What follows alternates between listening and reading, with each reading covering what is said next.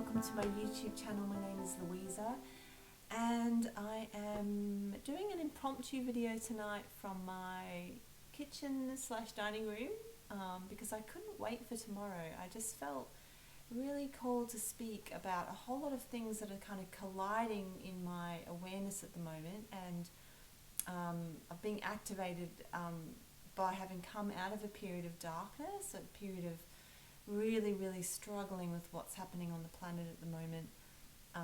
And you know, we're all going through this, so I'm quite sure that this video is going to help some people. A video about depression and despair and the way out of that, the power that you actually have and the gift of it as well. And then I want to speak a little bit about love and the power of love right now on the planet. And hopefully, no matter where you are in your earth graduation, as I call it, this video is still going to be useful for you. Just to touch on that, when I say earth graduation, I did make a video on this, and I believe that there's many different levels of experience happening on the planet right now, so that it's actually getting harder and harder to speak to one audience.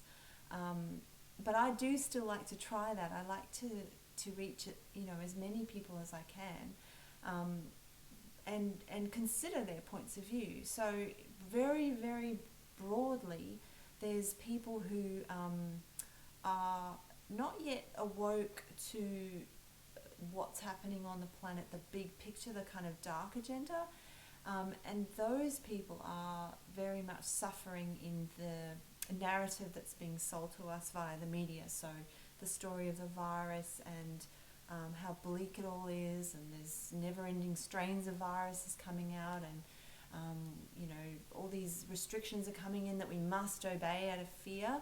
So people in that group are suffering as well in a different kind of way than the way I'm suffering. But there's a lot of fear in that group, and a lot of confusion, and a lot of not knowing what's going on, and possibly a sensing that there is something not right, but a powerlessness and not understanding how to navigate that or what to do with it. And also probably an intuitive fear of discovering the truth, because the truth is very dark. And that's what the people in the second camp are dealing with. So those are people who have woken up to a lot of these truths, who are seeing through the lies and the deception that we're being told, and we've been told for not just not just decades, but hundreds and thousands of years. Okay, this story of humanity is incredible when you begin to actually understand the truth of it, and it's also horrifying.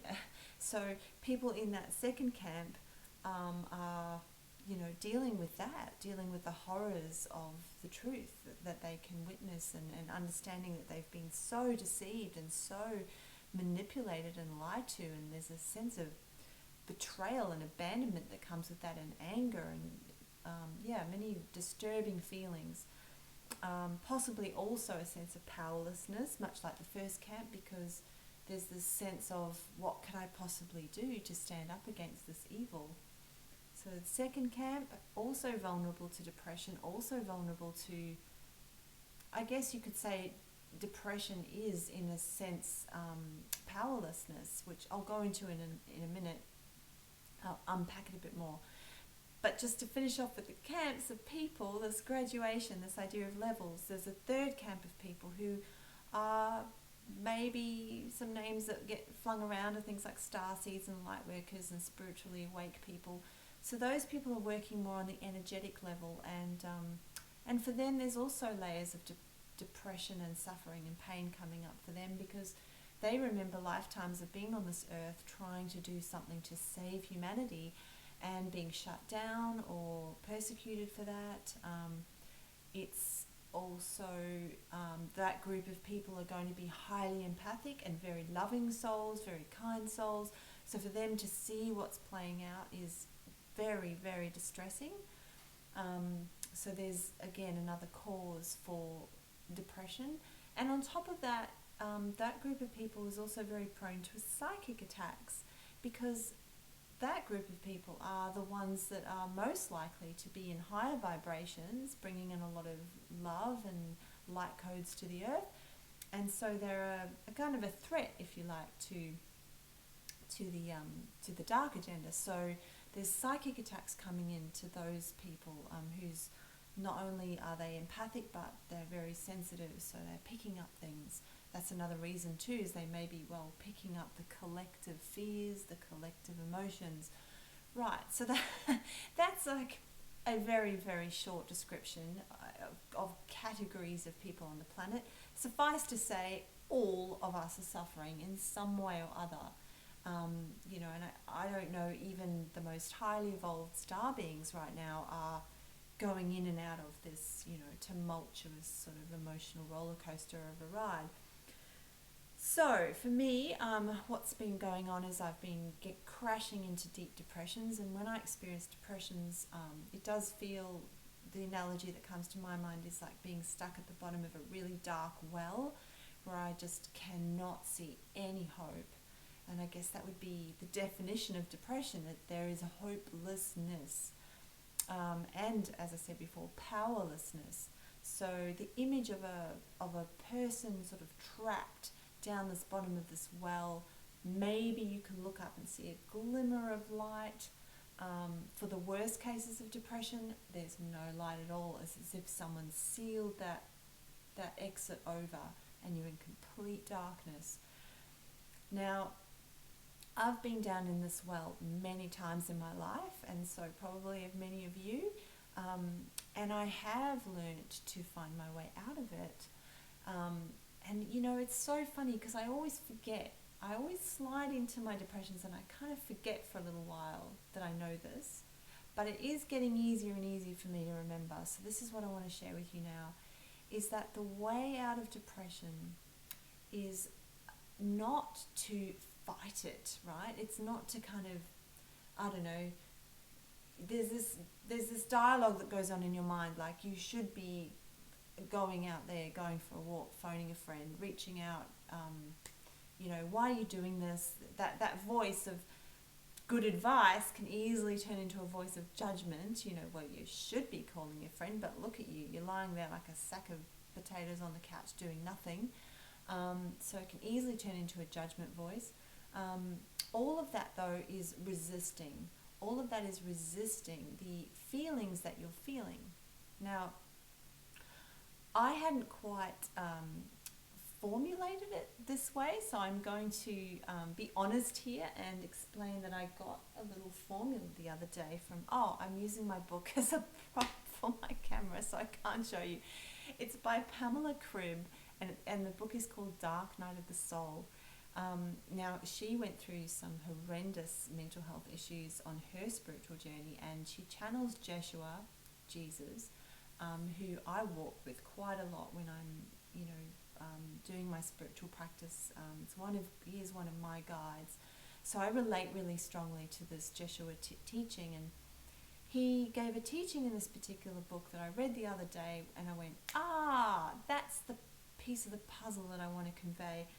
So what he says is that depression, there are two types of depression. The first type of depression is what he calls depression 1, which is that it's dependent on external things going on. So depression 1 is I feel sad because I've lost somebody that I love. I feel sad because I haven't got a job, or things are falling apart in my life, or I can't afford to eat properly, or what's going on the planet right now. I feel sad because I don't understand where this world's going. I feel sad because people are being horrible to me if I don't wear a mask, or I feel sad because people aren't wearing a mask and they don't care, right? It's your story that you're telling, but nonetheless you're looking out there at the world today and no doubt experiencing some level of depression about what you're seeing.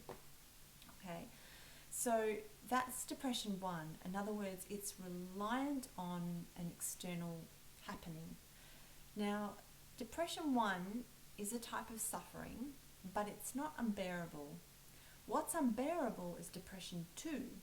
And depression 2 is an internal reaction to depression 1, or the external cause. So depression 2 is like, I see all these awful things and I cannot bear it. I hate it. I'm judging it. I want it to end. It's terrible. It's diabolical. I can't live like this. Get me off this planet. Okay? That's depression 2 kicking in. When you are in resistance to what you're experiencing, you add this second layer of depression, if you like. So you could almost say that depression 1, or let's just say sorrow 1, maybe that's a better way to describe it, because sorrow is a natural, right? It's a natural response to look out there and feel sad about what you see. However, your power lies in how you react to it and how you respond and your perception of what's going on. So that's where you can avoid the second type of depression, which is this internalized resistance to what's happening. If you can use a number of tools to help you overcome this depression number 2, you will be okay? And what it really boils down to is acceptance. It boils down to accepting the state that you find yourself in. It boils down, firstly, I think, it's for me anyway, when I'm getting myself up out of this well, it's always about accepting how I feel. It's funny because I'll resist it for hours or days, and I'll berate myself and I'll try to force myself out of the mood. But always when I get to this place of kind of surrender, right? I don't mind that word. Some people don't like that word because it makes them think that you're giving up. So acceptance might work better for you, but I don't mind surrender. Surrender to me is like it's a complete letting go, relaxing into. This is the state that shifts the energy.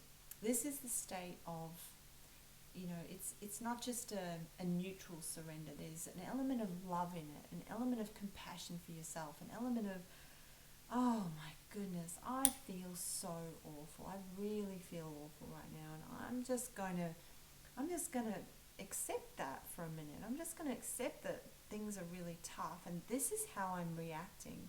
This human vessel of mine is in a state of sorrow. And what can I do for myself right now just to feel comforted? I'm not going to try and change anything. I'm just going to try to comfort myself with a little thing. And that's usually something small, like tacking yourself up in front of a fire, or getting a cup of tea, or calling a friend.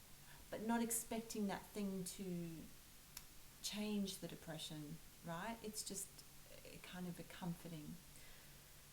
So that state of surrender is usually what starts to shift it.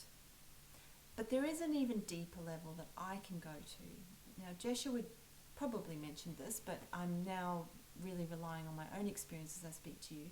And that is that the way out of any negative emotion, I find, is love. Is this secret little door that's at the bottom of the well, right? So you're down there and it's all dark and you feel like you're never going to escape. Every time I look for this little door of love, I find it. And I open it up and it's my escape. And up I go really fast. My vibration lifts. And it really is contacting pure source love within yourself, right? No one is saving you here. You are generating it yourself by consciously willing love into your being. And as I said before, it kind of starts with loving you. It starts with loving where you're at, just trying to generate a sense of love. And if you can go deep enough into that feeling, it will actually push you right up out of the depression, because love is the highest frequency. Love is the ultimate. Love, like any emotion, has grades. It's a spectrum. At the very, I suppose, greatest end is ecstasy, bliss. Mm-hmm. But if you're working your way out from depression, you're probably unlikely to catapult yourself into a state of ecstasy and bliss. You probably just feel more of a kind of a warm, soft, comforting feeling come over you. And do you know, you can do this with your mind. You can think, you can will some, you can intend, let's just say. You can have some thoughts around, I love myself, right? That's a beautiful thing to say to yourself. That's a thought, or you can speak it aloud. You could also try to generate the feeling of love. Maybe you're more of a feeling, emotional person, so you can work with cultivating a kind of a glow coming from your heart, or you can work with an image, maybe like you can see your heart, or something that makes you feel loving. You can do a loving act for yourself. You know, getting yourself a hot water bottle or a nice hot drink and curling up and giving yourself that attention, or a hot bath or something like that, is an act of love. All of these things are going to subtly change your vibration, or maybe dramatically change your vibration. So that's, without going into a whole long list of self-care strategies, that's really the essence of it. You know, how deeply can I love myself in this moment of darkness?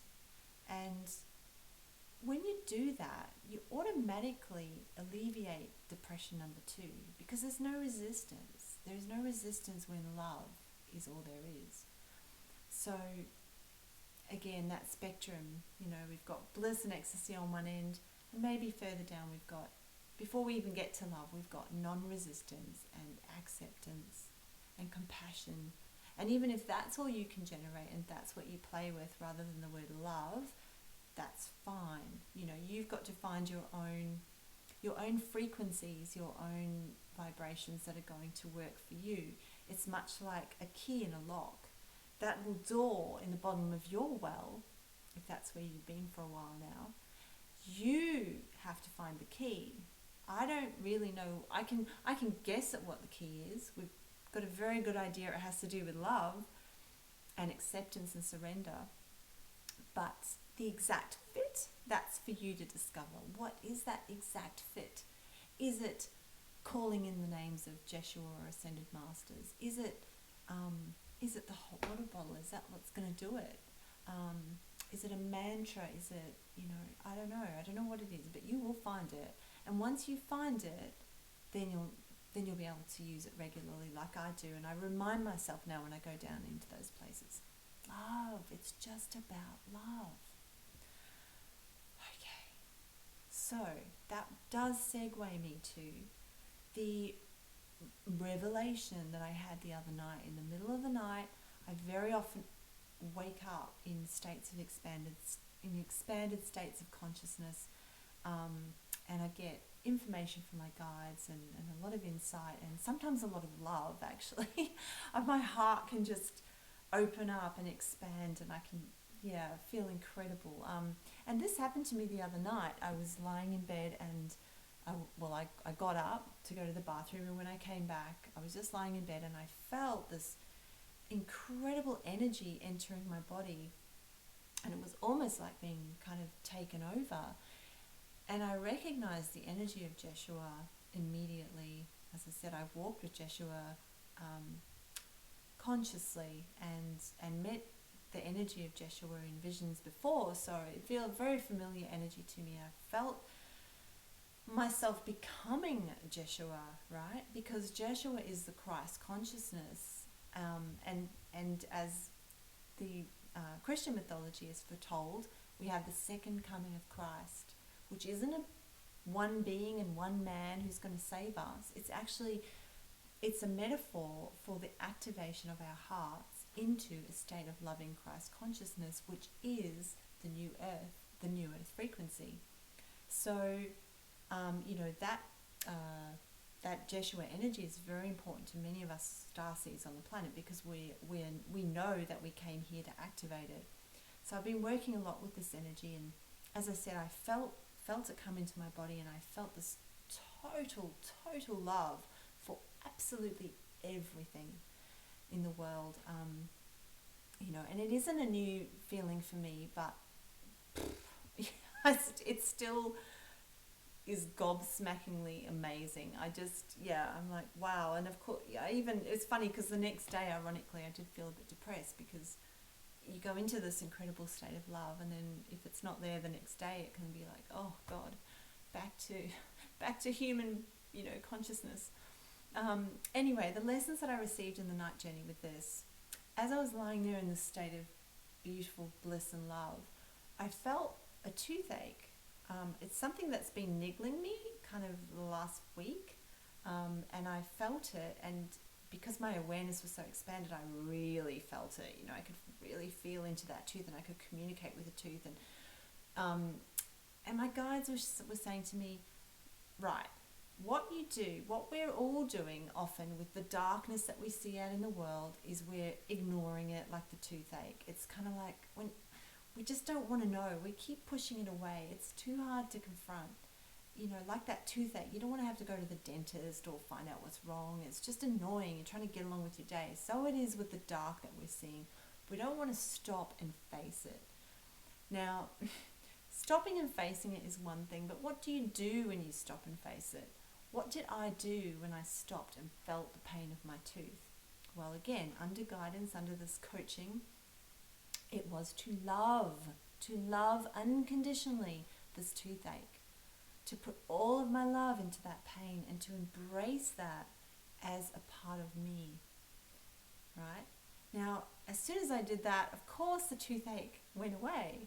And this is the point, this is the power of love. This is how powerful it is that it actually can dissolve absolutely anything that is out of alignment with source consciousness. And pain is one of those things. So, the message from Spirit was, right, you can do that with a toothache. Now that is what we are here to do to this darkness on the planet. And when I say we, it's not all of us. That was the message I got.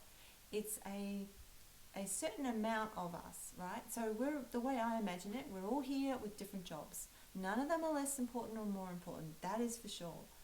Right? There are some people whose job it is right now to be fast asleep, playing out the virus narrative. There are some people whose job it is to be cruel dictators taking away our human rights. There are some people whose job it is to be citizen journalists, flashing out the truth, and activists, and, you know, changing things like that. There is a group of us on the planet, and I was told around 20 million people who are here to, right now anyway, because we're all probably going to be embodying Christ consciousness soon, but right now it's our job to embody that Christ consciousness. And it's getting hard, right? Because what we are to witness the dark, not just with neutrality, not just with non-resistance, but I was shown this image of all of us sort of lined up in a row or a circle. It's hard to describe. It was something I was seeing in my third eye. But we are to actually go towards the darkness with our hearts and in a state of love. And this little shift from being neutral into a state of love, leaning into and loving that which we fear, that which is being cruel, that which is committing these crimes, that which is horrendous and so dark to witness. When we as a team do this, it's game over. It's game over. Because the darkness cannot survive with the force of that love. Love is the most powerful force, and it is here. And it is here in the air, and it is here in the codes of the light coming in from the sun, and it is here in the earth, and the crystal stones and the crystal beings, and it is here in the hearts of human beings. And all of us are going to be activating this, all of us that are meant to be living into the future of this new earth. I don't know how many that will be. I know that some people are going to be exiting as well.